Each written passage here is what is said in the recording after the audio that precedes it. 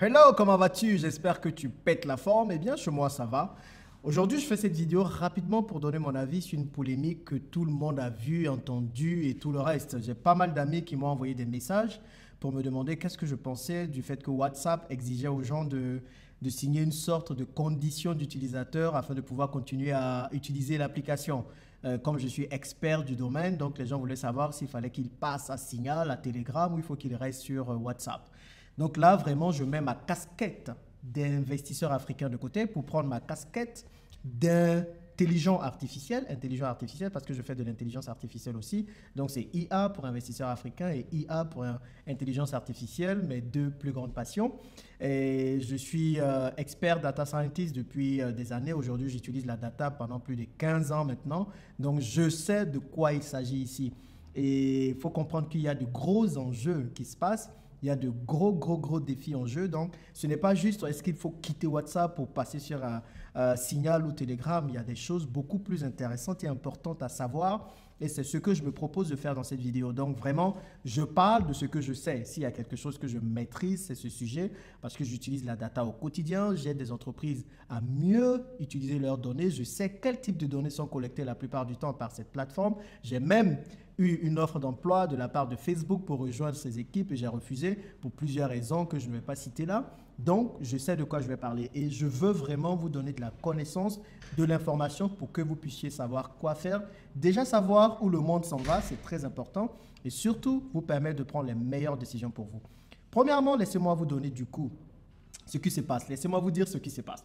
Nous sommes dans un monde où la data est le nouveau pétrole. Je pense que vous avez déjà entendu cette phrase quelque part. La donnée est le nouveau pétrole, la donnée est l'or noir, la donnée est l'or des derniers temps, de 2020. Tout ça pour dire quoi? Ceux qui vont diriger le monde, ce ne sont plus les puissances mondiales comme on les voit aujourd'hui, les États-Unis, la Chine et plein d'autres. Ou bien ceux qui vont diriger le monde, ce ne sont plus les puissances qui ont du pétrole. Aujourd'hui, l'Iran a son mot à dire, la Russie également et plein d'autres pays, parce qu'ils ont du pétrole, le pétrole dont on a besoin pour faire rouler nos voitures, pour faire fonctionner nos entreprises et aussi pour utiliser les avions, plein de choses. Donc, avec l'or noir qui est le pétrole, on a son mot à dire en tant qu'État quand on en a dans son sous-sol. Mais aujourd'hui, demain aussi, ce sont des entreprises qui auront l'information ou les données nécessaires pour connaître le maximum de choses sur les personnes qui vont diriger le monde. Et on parle beaucoup des GAFAM, Google, Amazon, Facebook, Apple et Microsoft, qui sont des entreprises qui collectent beaucoup d'informations sur nous.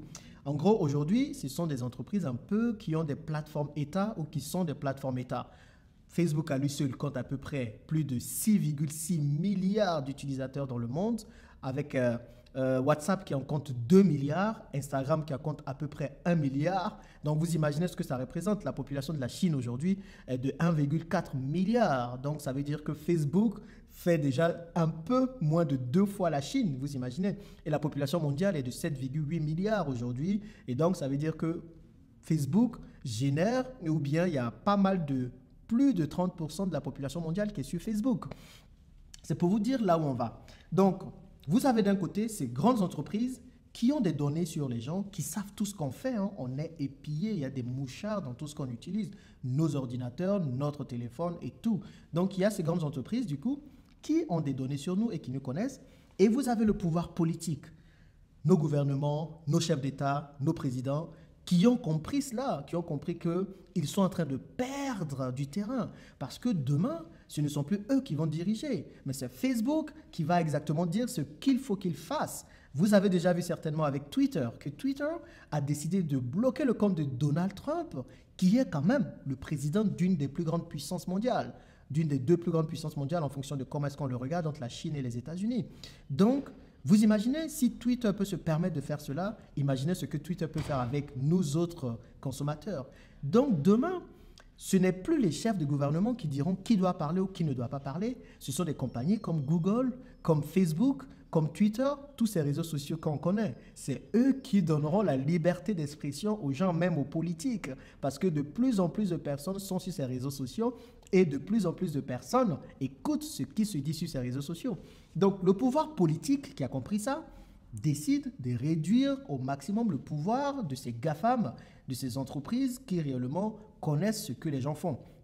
Et la manière qu'ils ont trouvé de gérer cela, c'est de tout simplement dire, bah, puisqu'ils font déjà ce genre de choses, puisqu'ils collectent pas mal d'informations, ils savent ce que les gens font dans le secret, essayons de réveiller le peuple afin que le peuple puisse savoir ce qui se fait dans leur dos, et demandons à ces entreprises de faire tout ce qu'elles font avec le consentement des gens. Parce que vous pensez que WhatsApp nous a attendus pour pouvoir partager ces informations avec Facebook? Absolument pas. WhatsApp appartient à Facebook. WhatsApp a déjà commencé à partager toutes ces informations. C'est ce qu'on ne sait pas, c'est ce qu'on ne nous dit pas, mais ces informations sont partagées. J'ai été consultant pour plusieurs entreprises. J'ai aidé plusieurs entreprises à vraiment extraire des données, à collecter des données de leurs clients. Parfois, même quand les clients disent qu'ils ne veulent pas que leurs données soient partagées, on les partage quand même. Donc, c'est pour vous dire. Maintenant, comme il y a ces pouvoirs politiques qui demandent à WhatsApp de clarifier tout, c'est pour ça qu'aujourd'hui, WhatsApp demande à ses utilisateurs de signer ces conditions d'utilisation afin de pouvoir continuer à utiliser l'application. C'est un peu une forme d'ultimatum. Bon, ils ont reporté cela un peu plus tard, mais le but c'était de vous dire, bah, vous signez pour pouvoir continuer, sinon vous ne continuez pas. Donc voilà ce dans quoi on se trouve. C'est une guerre entre les GAFAM, qui sont des sortes de plateformes États, et les États eux-mêmes qui voient leur pouvoir être de plus en plus réduit au profit de ces GAFA. Donc, c'est dans ce système que nous nous retrouvons. Les pouvoirs politiques ne s'intéressent pas tant que ça à nous, hein, à nous. On nous parle de protection des données personnelles et tout, mais ce n'est pas ça le vrai problème. Je ne pense pas que nos chefs d'État s'inquiètent pour ça. Ils pensent à leur pouvoir, ils pensent au terrain qu'ils sont en train de perdre au profit de ces entreprises. Et ce qu'ils ont trouvé, c'est de réveiller la population, de mettre à nu ce que ces entreprises font afin de pouvoir soulever la population. Ben voilà, c'est ce qui se passe. Donc, ce n'est pas juste une question de est-ce qu'il faut quitter WhatsApp, est-ce qu'il faut prendre Signal, parce que non, ce n'est pas du tout cette question. Parce que prenons le cas, tu quittes WhatsApp pour aller sur Signal. Mais ce que tu oublies, WhatsApp fait partie d'un écosystème. WhatsApp appartient à Facebook, qui détient également Instagram. Et tu es sur Facebook. Donc, tu quittes WhatsApp, mais tu restes sur Facebook et Instagram. Ça n'a pas de sens. Si tu veux quitter, quitte tout une bonne fois. Si tu veux quitter, jette même ton téléphone. Parce que même si ce n'est pas Facebook qui utilise tes données, tu as Google derrière qui utilise tes données, qui met des mouchards dans les téléphones, qui sait exactement partout où tu pars. Je te donnerai des exemples dans la suite. Tu as Amazon qui connaît tous tes historiques d'achat. Tu as Microsoft qui installe des systèmes d'exploitation sur ton PC, qui sait exactement ce que tu fais. Donc, si ce n'est pas Facebook, on est épié de partout. On utilise nos données déjà de partout. Tout ce qu'on fait, on le sait. Donc, tu ne peux pas dire que tu quittes WhatsApp pour aller sur Signal en étant toujours sur Facebook ou en étant toujours sur Instagram. Ça n'a pas de sens. Maintenant, prenons Signal. Ce que Signal est en train de faire aujourd'hui, Signal est en train de faire tout simplement un coup marketing. C'est comme ça qu'on l'appelle. Signal veut entrer sur un marché de la messagerie instantanée où WhatsApp est le leader. Donc, qu'est-ce que Signal va faire? Signal va trouver une faille chez WhatsApp pour dire, bon, WhatsApp ne vous garantit pas une sécurité de vos données. Nous, on vous garantit une sécurité de nos données. Qu'est-ce qui nous prouve que Signal réellement crypte toutes les données qu'ils ont, qu'ils collectent sur nous?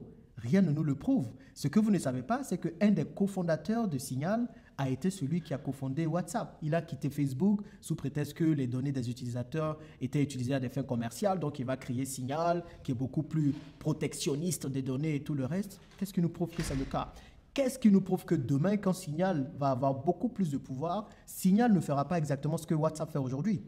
Donc, en gros, ce que vous faites, vous quittez WhatsApp, qui est un monstre, pour aller vers un monstre en devenir. Parce que toutes ces applications gratuites que nous utilisons, comment vous pensez qu'elles se rémunèrent?